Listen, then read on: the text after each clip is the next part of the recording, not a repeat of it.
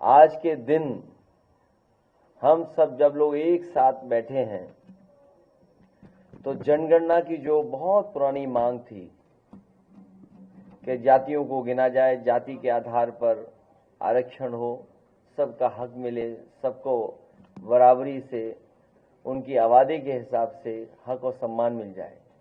मुझे खुशी है इस बात की कि आज महाराजा सुहेलदेव सम्मान स्वाभिमान पार्टी के लोग भी इस पक्ष में हैं कि जाति गणना हो और आबादी के हिसाब से उन्हें भी हक और सम्मान मिल जाए। इस लड़ाई में जहां पीडीए के लोगों का साथ दे रहे हैं, मैं एक बार फिर उन सब का बहुत बहुत धन्यवाद और आभार प्रकट करूंगा। इन्होंने बहुत सारे सुझाव दिए हैं। उन सुझावों में कुछ सुझाव मैं कह सकता हूं, फिर आप जो पूछना चाहेंगे पूछिएगा।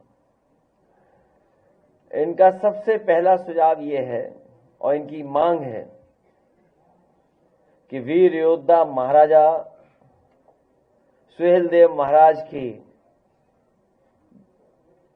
कोई प्रतिमा यहां पर राजधानी में सबसे महत्वपूर्ण जगह लगे। मैंने इनके समाज के लोगों को आश्वासन दिया है कि समाजवादी सरकार बनेगी तो यही देश का सबसे सुंदर रिवर फ्रंट है, इसी पर महाराजा सुहेलदेव जी की प्रतिमा लगवाने का काम हम समाजवादी लोग करेंगे।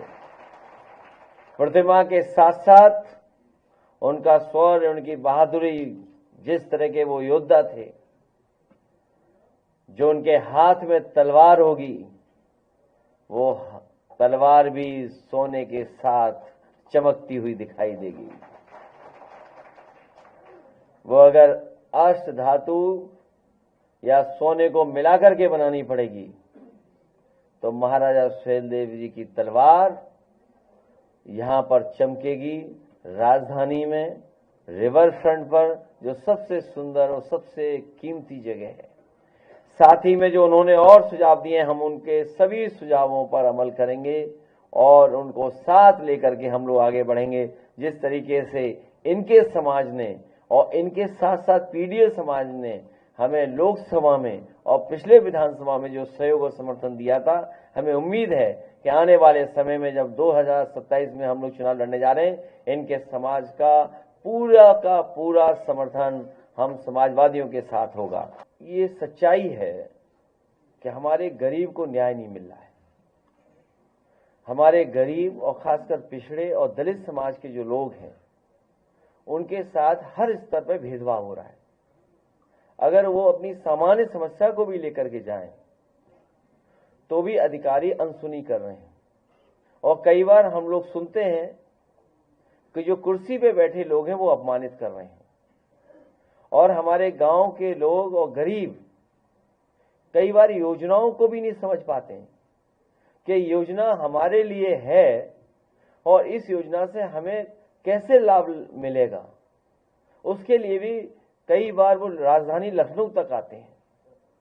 मैं अपने तमाम दलित भाइयों को, पिछड़ी जाति के, गांव के गरीबों को भरोसा दिलाना चाहता हूं कि जिस तरीके से फोन करने पर गांव में एम्बुलेंस आती थी, फोन करने पर आपकी पुलिस आपकी मदद करने के लिए इंतजाम किया था, इसी तरह फोन करने पर आपको जानवर नहीं ले जाना था अस्पताल, बल्कि जानवर वाले अस्पताल वाले डॉक्टर आपके गांव आकर के इलाज करते थे। तो तमाम जो योजनाएं हैं, लाभकारी योजनाएं, जिसमें घर मकान हो, न्याय के लिए हो, आपको मुख्यालय अधिकारी के पास नहीं भागना पड़ेगा, अधिकारी आपके पास आकर के सुनवाई करेगा और आपको न्याय दिलाने का काम करेगा। कि हम सब लोग, पीडीए परिवार के लोग और देश की 90% आबादी इस जनगणना के पक्ष में, जाति गणना के पक्ष में। ये पहला कदम है, ये पहला कदम है। इसके बाद हम सबको अपनी आबादी के हिसाब से हक और सम्मान मिल जाए। यही हमारे बाबा साहब भीमराव अम्बेडकर जी का सपना था, यही हमारे संविधान की प्रस्तावना है। हमें उम्मीद है कि जितना हम लोग आगे बढ़े हैं मिलजुल करके एक साथ पीडीए के साथ खड़े हुए हैं, आने वाले समय में उसमें भी हम लोग कामयाब होंगे। इंटरनल सिक्योरिटी, बॉर्डर सिक्योरिटी बड़ा इशू है, वो रहेगा। जाति जनगणना एक बहुत लंबी लड़ाई के बाद हम लोग यहां पहुंचे हैं और अभी बहुत लंबी लड़ाई लड़नी पड़ेगी, तब हक और सम्मान मिलेगा। समाजवादियों ने जो विजन दिया था, मुझे खुशी है इस बात की कि समाजवादियों के विजन पे ही आगे ये सरकार और ये पार्टी बढ़ रही है। हमें समाजवादियों की इस बात के लिए गर्व है कि सबसे पहले डिफेंस के लिए और एयरफोर्स के लिए वो इंफ्रास्ट्रक्चर क्रिएट किया।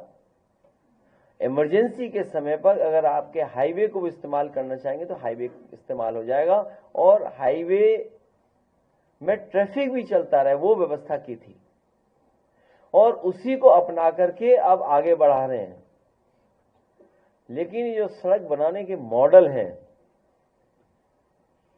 हाइब्रिड मॉडल, जो लोग हाईवे, एक्सप्रेसवे बना रहे हैं, जिस मॉडल से बना रहे हैं, हम लोग भी उसी मॉडल से बनाएंगे।